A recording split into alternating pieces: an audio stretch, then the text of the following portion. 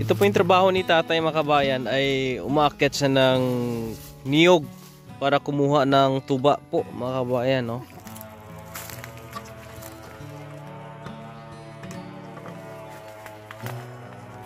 Ay grabe po mga kababayan, ngayong araw na ito ay magpalagari kami ng kahoy po para sa bahay po ni Tatay Lilong o Tatay Rogelio. Kanyang bahay po mga kabayan.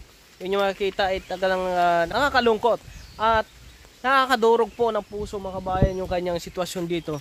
Kaya agad tayong gumawa ng aksyon para po ay ito'y mapagawa kaagad natin yung kanyang tahanan po mga kabayan. Kaya ito, nilagyan muna namin ng pansamantala, no?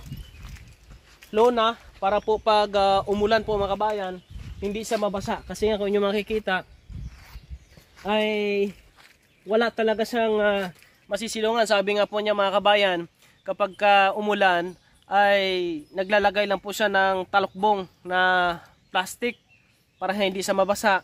At yung kanyang mga gamit, yung mga damit niya po mga kabayan, ay inilagay niya po sa sako para hindi po mabasa po mga kabayan. Kung makikita yung pinakaloob, ayan o, no?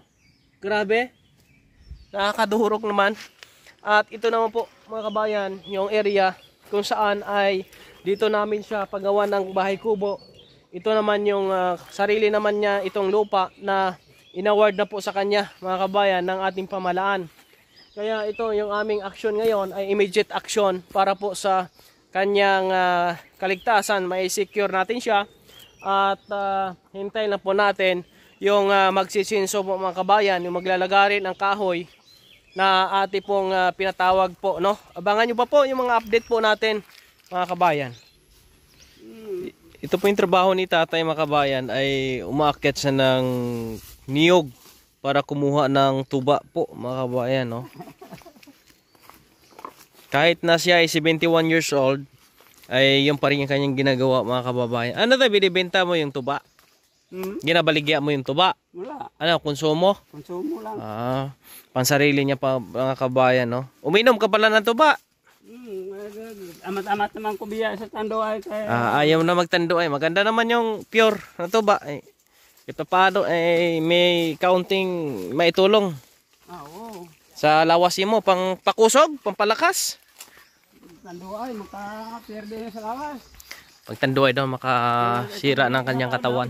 Katong totong na galban. Nyadri gala ito si Raymond. Oo. Nasa Agos ng apelyido. Kung sabihin mo na siya nakitaan. Yan dito palay. Kilala pagli ako. Ayan po mga kabayan, no? At continue kami ngayon nagka-cutting doon ng mga kahoy para sa gagawing bahay po niya mga kababayan. Kaya pakita ko lang po sa inyo kung ano po ang ginagawa ni tatay mga kabayan. Samahan ko po sa dito kasi ganitong oras daw, alas 3 ka gapang ano kusog ng hangin. Mga ganitong oras daw po mga kabayan siya ay umakyat sa niyog para kunin yung mga tuba. Ano yan, sa isa ka adlaw pila ka basis akyat? Dalawa. Isa sa umaga, isa sa hapon. Isa sa umaga, isa sa hapon po mga kababayan. Ayun na, manta na yung sinso doon at naglalagari na po sila doon mga kabayan. Ano ko sa edad? Hindi ko makasaka sa gabi. Pero kaya mo pang 71 years old? Kaya mo pang umakyat? Kung hindi mo ikuha na yung lawas, magluya ka. Hindi ka nahirapan yan, tay? Hindi man. Grabe, no? Ako pag umakyat ako sa niyog, nangatog-ngatog na yung ko. Tuhod? Yung tuhod ko. Pero ikaw, grabe, no? Yan po mga kabayan, tunghayan natin at saksihan natin ang ginagawa ni tatay, kung paano siya umakyat, kung anong ginagawa niya. Mga pila na katuig, day? Ilang taon mo nang ginagawa yan? pares pa mga anak ko. Oh, I see. Kuhan ko sa kanila. Kaya si tatay mga kabayan ay sanay na talaga siya sa ganong gawain po, no? Saan ang mga ano mo, tuba? No. Ah, ito. Ah, puno na tayo. Puno. Ang isa? Oh, ang dami oh. Galapaw-lapaw na siguro yan. Yan po mga kababayan. Aakyat na po siya dito ng niyog. Grabe. Taas niyan. Taas niyan. Ano ikaw? Aakyat na po siya mga kababayan. Dadalhin mo pa yan, tay? Yan, dalhin mo yan sa taas? Oo. Oo. Ang tuba. Grabe. Ito magkitingnan natin, no, mga kabayan. Taas ito. Yan o.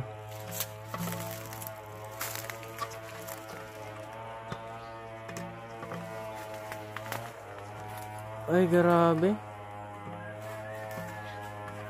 Tapos, kukunin niya yung tuba po na nasa taas po, mga kabayan. Yan o. 10 anyos parang ko, nagsasanggot na ako. 10 years old pa lang daw siya ay gumagawa na siya ng ganito. Hindi mo ko siya tal, kaya makita niyo sa ng pabilidad. Grabe. Talentado ka talaga, tay.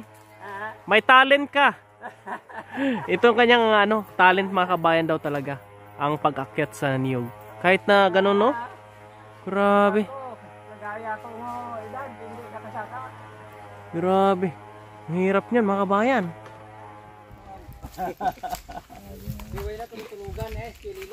Ano lang yan, tay? 3 days lang gawin yan. Pag natumbahan yung bahay mo dyan, pwede naman gawin ka agad. Pero gagawa ng paraan yan. Doon ang tumba mga kabayan sa kabila. Nahala na yung gamay. Pero kasi marami-rami ito mga kabayan. No? Ito yung gagamitin namin na kahoy. Tapos balayin muna ito. Tsaka ako mag-order ng yero tsaka Hardiplex. Tay, Hardiplex na gamitin natin. Hardiplex. Ambot kayo mo. Okay, para matagal masira. Tagal maguba. At siguro mga kabayan, mamaya din tayo bibili ng pako muna importante dito para mabalay na kaagad.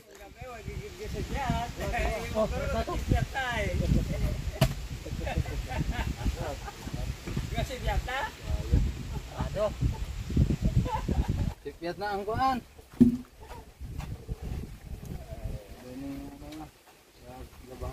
Yan, putuli po yung isang kahoy na nasa tabi ng kubo-kubo ni tatay. Ang tumba niyan papunta dito mga kabayan. Dito papunta sa kanyang kubo. Naganan yung kanyang kubo. Marami pa itong kulang. Kabayan. Ang kanoon ni mo, basig madaganan yan. Hindi na. Ha? Hindi na Timbaho na lang sa kuano inyam. Ano kanoon ni Choy? Ano yung sudan? Hindi puga bahaw man eh. Bahaw? Magtigaan ka na kaya may damo ka bugas. Basta makakaon ko sa aga. Sa gabi naman ko ulit makaon. Sa gabi ka nga kumakain. Pareho tagali eh. Ano po mga kababayan ang naputol at meron pa pong tatapusin. Marami pa po doon. Ayan po no. Maraming salamat po sa mga sumusuporta at sumusubaybay sa ating ginagawang mission para sa mga senior citizen. Maraming salamat po no. At shoutout sa ating mga sponsors, mga kabayan. Thank you very much sa inyong pagsuporta kay Kuya Raymond. At isa-isahin ko lang po no. Sa pag-umpisa na ng bahay ay doon po natin isa-isahin kung sino po ang mga tumulong sa ating pong mission, mga kababayan. Ito ay kailangan pa rin po natin ng more budget pa kasi bibili pa tayo ng mga yero, Hardiplex at ibang gamit pa po mga kababayan. Ayan. Shout out sa inyong lahat no? Talagang deserving si tatay po mga kababayan. Hanggang sa muli, God bless sa inyong lahat po mga kababayan.